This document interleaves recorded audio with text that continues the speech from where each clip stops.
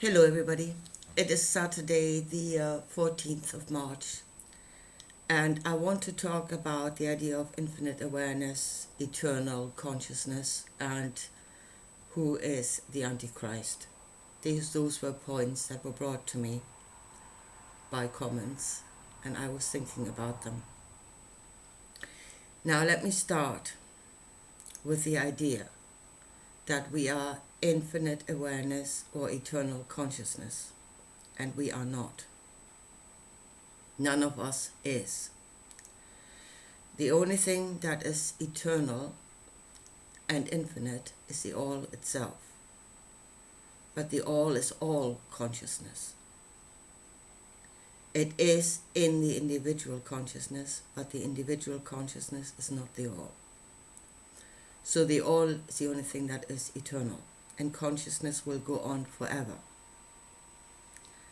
Whether your consciousness is included in that is a different question. So if we understand, as we understand now, the all as existing in two states of being and not being, that is to say, it exists as energy, pure energy, undefined energy. Out of the energy comes consciousness, is birth consciousness. That is the state of being. So the all as a whole exists in both states. We do not, because we are consciousness, and we cannot exist in non-being. The individual consciousness going into non-being, returning to the energetic state, means the death of consciousness. So no, we are not eternal. You can think about it as cells in a body. Yeah, the body is made out of many cells. The body produces new cells all the time, and then there are cells that are dying all the time. The body itself goes on, but the individual cell can die. You are individual consciousness cell within the consciousness of the all, and the individual cell can die. As I said, consciousness as a whole will go on forever, because it is a loop. Energy produces consciousness, consciousness returns back into energy. Nothing is ever lost. Energetically, nothing is ever lost. Energy changes form and it returns back to the old form. So yes, the all itself will go on forever, but the individual part will not. And it is this teaching that you yourself are eternal that leads you to a point where nothing matters, where the experience does not matter, what happens to you does not matter, and it should matter. It absolutely should matter, because you can die. Your consciousness can die. Your self can cease to exist. And then what happens should matter to you, should absolutely matter to you.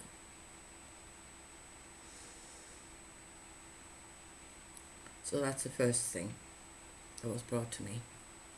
The second thing, and this is actually coming toward Christ and Antichrist, and that is Satan, and being satanic, and occult knowledge being satanic, and really not understanding what Satan is.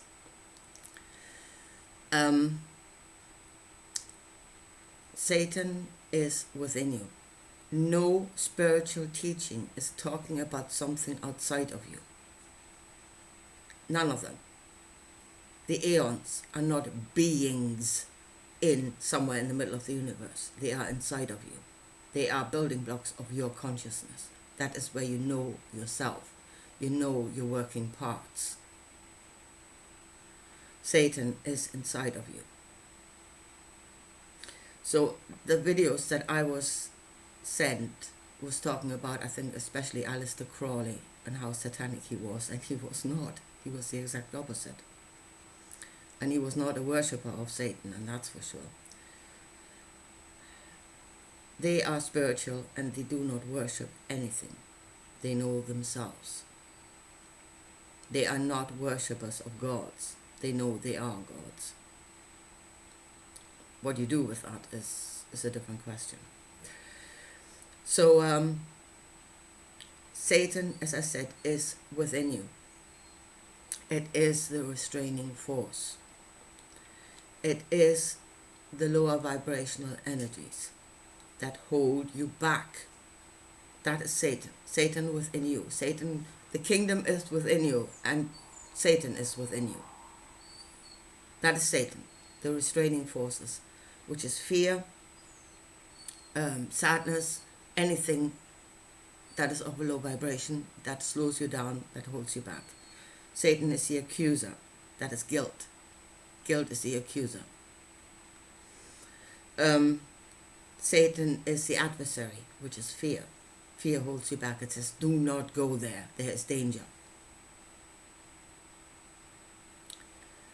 These vibrations fulfill a function in you. They are part of reason. They are the knowledge of bad, which exists. Bad is part of reality. We've all experienced bad. We know it exists. So Satan's angels, those energies, are the bringers of knowledge of bad. Yeah, and shooting the messenger is not going to change that bad exists. So, and it is also that which prevents expanded awareness. It is the gatekeeper. It is that which keeps the door shut. So again, when Jesus spoke to Satan, that happened inside of him. Satan was not a being sitting in a desert. He was struggling with the forces inside of himself. And he did not throw Satan out of his heaven, by the way. He said, get ye behind me. Step out of the way. Stop restricting the door. Because that's what Satan was in that story. He was the gatekeeper. He was the one that could open the door. Jesus said, get ye behind me. And Satan did. And Jesus was most certainly in a state of expanded awareness. Most certainly. And things that can be done in the state of expanded awareness. He had knowledge of that and he did it. Now, back to Aleister Crowley and the occult, and people say, well, they are so satanic. They are obviously not satanic because they are unrestrained. They were unrestrained. Many that go the occult way become unrestrained. Anything is possible. What thou willst is now the only law, and there's nothing holding you back. That has thrown Satan out of your heaven, and we're seeing the outcome of that. Destructive lunacy. Now, any force has got its opposite. And the opposite to Satan is Lucifer. Somebody who was copying the text or translating the text at some point inserted that word. It was not there in the original. But it is in spiritual knowledge. If you attain it, if you know it, you can name it. Somebody created the label, Lucifer, which is the expansional force, which is the opposite to Satan. So Crowley and all of that lot, they were Luciferians. They were in expanded awareness. They had knowledge of themselves. They had knowledge of their energies. They used those energies to get into contact with consciousness outside of this realm. I've forgotten what the consciousness was called that Aleister Crowley was obsessed with, but apparently it was something that existed on the edge of reason, close to insanity. Okay, that is how Aleister Crowley used his energies. That is what he wanted to know. God only knows why, or what he thought he would benefit from that, but it is a choice. That was his choice. He was in a state of expanded awareness, and it certainly was not satanic, because satanic is the restriction.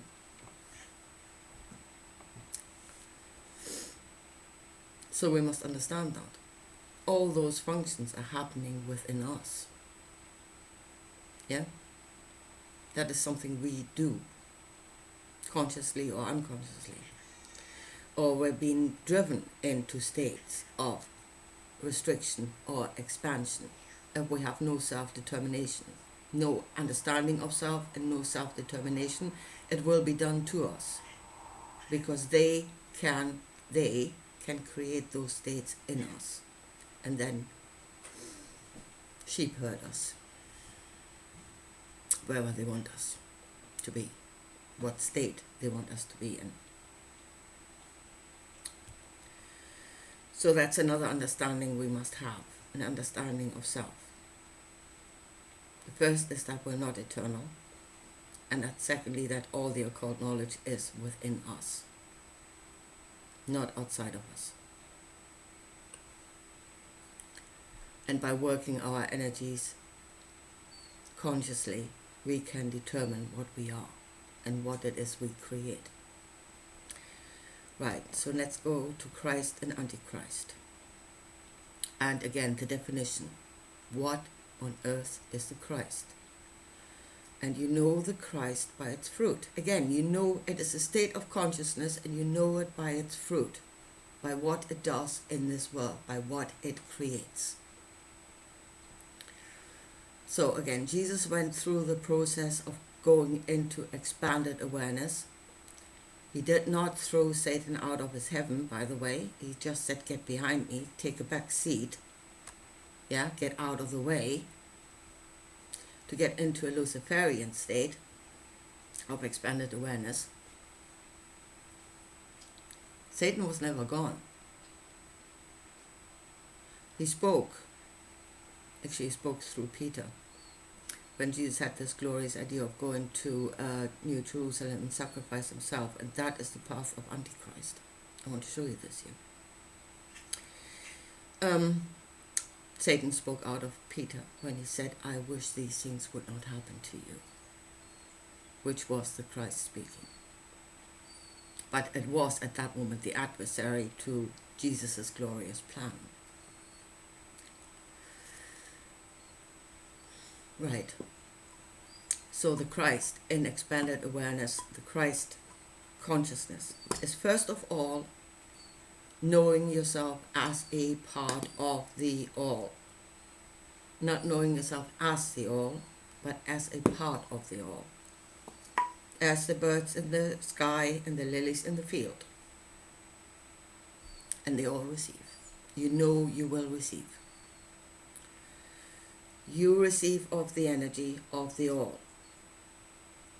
What do you do with that in Christ consciousness?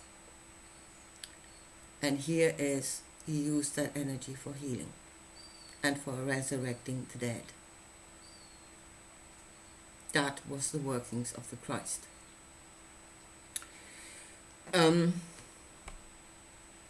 I've heard, Jesus despised the flesh. Jesus, looked down on solid existence. Well, if he did, then why on earth did he resurrect the dead? Yeah, if he wanted us all to get out of the body, why on earth does he bring back those that have just gotten out? Why would he heal the flesh? Why would he make the flesh strong if he despised it? Yeah. People go into the Eastern traditions. The Eastern traditions, the only desire is to get off the wheel, to get out of Maya, to get out of consciousness. Getting out of Maya means getting out of consciousness back into the unconscious energy. but you won't be there because you are the one that dies. The I am dies. So they're taking that and they're imposing it on the New Testament. And you really are driving a square peg into a round hole. It doesn't work. The intention of the New Testament is not to get out of Maya. It is to be Maya. To be the Creator. Which we can be, which is what Jesus clearly showed. That is the knowledge he brought out of expanded awareness. That is the knowledge he brought back to earth. And then said, I am the truth, the way, the life. I am life. And again, he was not speaking about himself. That was universal truth. That truth is in every one of us. I am the way. I am the truth. I am the way to life. If you follow the Christ Spirit. And that is that the higher is in service to the lower. Knowledge is given to serve. The higher is in service to the lower. Energy from up high is given to the flesh, which is the lower vibration, to sustain the lower vibration. That was the Christ Spirit. That is the way by which the energy is being worked, what it should serve. Those that have the highest knowledge should be the greatest servants to all. That is the Christ Spirit. To all consciousness, to all forms, and all levels of consciousness without judgment, because they all are the all. Every one of them is the all, an expression of the all. And it is not for you to judge. That is the only thing where non-judgment comes in. Yeah? Right. Of course, all cannot be given to. Yeah, it is a great idea, and you should practice it. And if we ever get to a higher level of consciousness where we can direct energies, we should use it in that manner, because that is the Christ. Obviously, something that is on the level of man has free will, and it may close itself off from receiving that energy, and then there's nothing you can do. That is their choice. But you should at least offer. Right, so that's the Christ. So what is the Antichrist? The Christ is in service to consciousness in all its forms, on all levels. Antichrist is that which rules over, that uses the knowledge to have dominion, that does look down on the flesh. Yes, it does. The Antichrist looks down on the flesh, uses the flesh, doesn't give. It doesn't give. The Antichrist does not give. It uses what exists, and it does not give back. It sucks everything dry. That is the Antichrist. And many are of the Antichrist spirit, and many are being driven into the Antichrist spirit by being taught to despise the flesh. You're being driven onto the path of the Antichrist. Now, in the teaching, who was the Antichrist? Obviously, the God of New Jerusalem, because he is just that. He is a murderer. He creates plagues. He destroys life. He looks down on the flesh as something that should just serve him and that can be disposed of. Anything material can just be used. That is the Antichrist spirit. Those that have the greatest knowledge in order to rule over is the Antichrist spirit. And as far as New Jerusalem is concerned, it goes as far as to destroying the individual consciousness. They are the destroyers of individual consciousness, because that's a hive mind.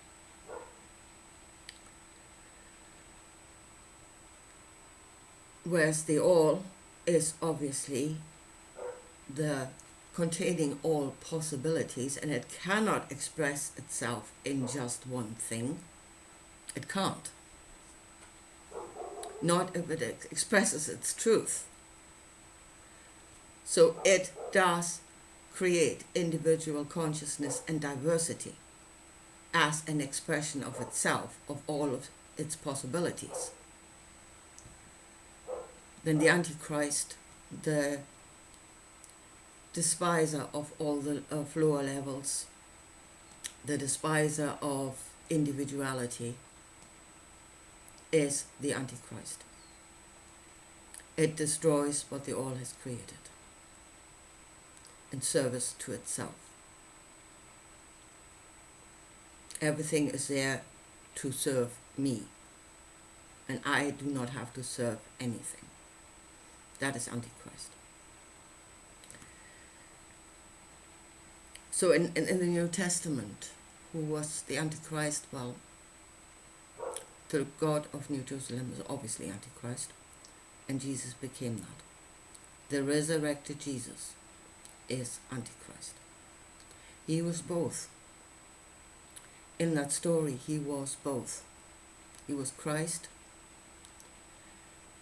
when he was in this world, when he healed, when he resurrected, when he gave, when he used the energy he received to manifest things that would serve life.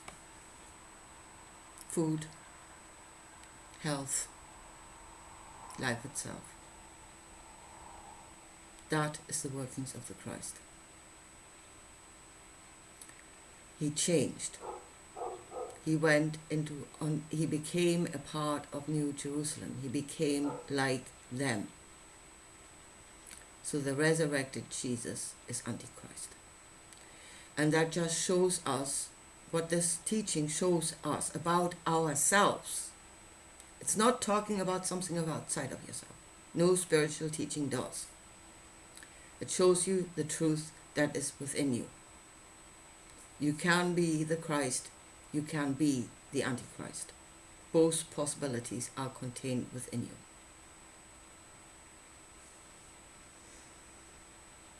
And I say that especially the Christian teaching as it stands now is used to lead people onto the path of becoming Antichrist. As I say, the Eastern teachings will get you out of existence altogether. It is the death of consciousness. It will take you into non-existence, and that is not the higher state.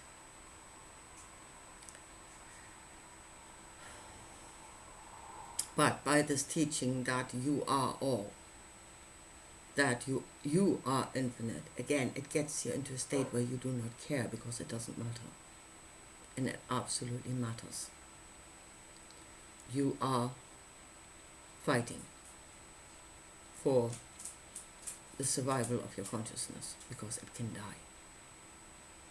You follow the way of the cross, your consciousness will die. Your flesh may survive, apparently, according to the story it does. But it will be directed by another consciousness, by the consciousness of God. You will be part of the hive mind. Well, you will be dead. Your body will be part of the hive mind. Ruled over by another consciousness that will use the flesh any which way serves it. Use it, destroy it, whatever serves. It doesn't care. It does not care. And that's Antichrist.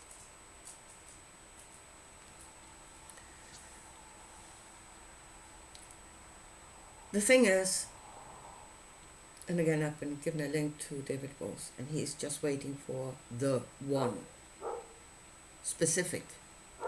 Yeah, again, looking outside. Everybody is looking outside. They're either looking to heaven, waiting for Jesus to return, or they're waiting for the Antichrist to appear.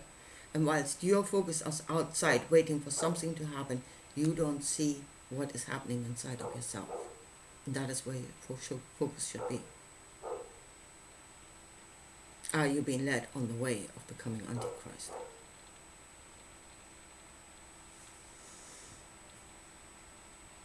That is the only thing why the focus is being put outside, why they talk about beings outside of yourself that you must look for. Jesus said, don't look outside of yourself. He says, if they say he's here, there, do not look. The kingdom is within you. Keep your focus on inside. Understand what it is you are. A spiritual teaching is being given to change you on the level of consciousness. Be aware of what it is they're doing. Be aware of yourself. And yes, this is the last thing I want to say today. And this is why does this matter? Why should this matter to you? Well, the first thing is obviously with the realization that you are not eternal. It should matter to you. It is only when you've been given this idiotic idea that you cannot die, or consciousness cannot die, your individual consciousness cannot die, or it can. So, with that in mind, you are finite, and your choices are the cause of how finite you are. So it should matter to you. That's the first thing. The other thing is suffering. Suffering in this world. And this is why this matters so much to me, and especially at the moment. My niece gave birth to a baby boy who was born with a very rare condition, and he's just passed away. He's lived for 112 days. And a lot of those days were filled with suffering. And then you blame this world. Oh, it's the fault of this world. This world is evil. If we are beings, if what Jesus taught is truth, do you actually believe him? Not believe on him, but believe what he said. If we are beings of energy, if we are beings that can direct energy, if we are beings that can alter physical reality through the use of energy, if we beings that can heal, not by them giving us medicine, not by them giving us operations, not relying on them at all, but we have the power within us to do that, and we don't know it. And that knowledge has been deliberately withheld from us, the knowledge of who we truly are. That we are beings that can affect material reality, because even material reality is obviously energy. And the higher energy can change the lower, can give to the lower, can change the lower. That knowledge has been withheld from us to make us helpless, so that we can be ruled over, so that we are dependent on what they give us, because apparently we can't do it for ourselves. That means suffering is in this world that we could do something about, only the knowledge that we can is being withheld from us. And that is evil. That is pure evil.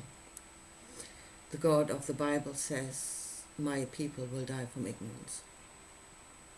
We are ignorant of what we are. We're being driven into ignorance. We've been driven into darkness, into not knowing of what we are. And that means suffering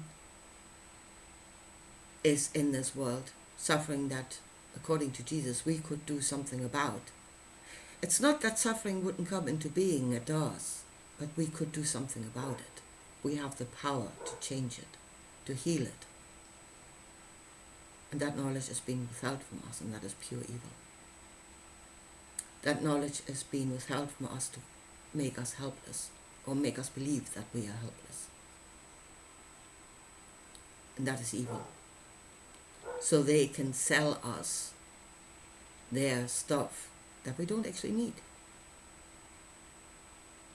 But we become dependent on them, and that is why they keep us in ignorance, so they can rule over us. That is evil. There's another level to that, and that is where we are being told that our suffering is actually something that comes from a living, loving God. That our suffering, that takes it to a completely new level, that our suffering is something that is given by a loving God, and that we must love that God back instead, and even be grateful for the suffering that we receive. To me, that is beyond evil. If there is beyond evil, for me, the word evil does not even cover that. So,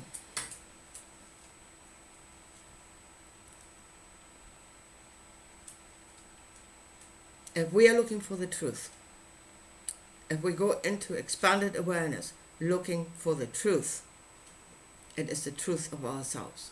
It is a knowledge of self. I am. That's the first thing. And to know that you exist on several levels, on several aspects. You are not just the solid body. And that you can work those energies, and then work those energies in the Christ Spirit. And the Christ Spirit does not despise the flesh. The flesh is a lower vibration, and the Christ Spirit gives to all without judgment, and that will lead to healing.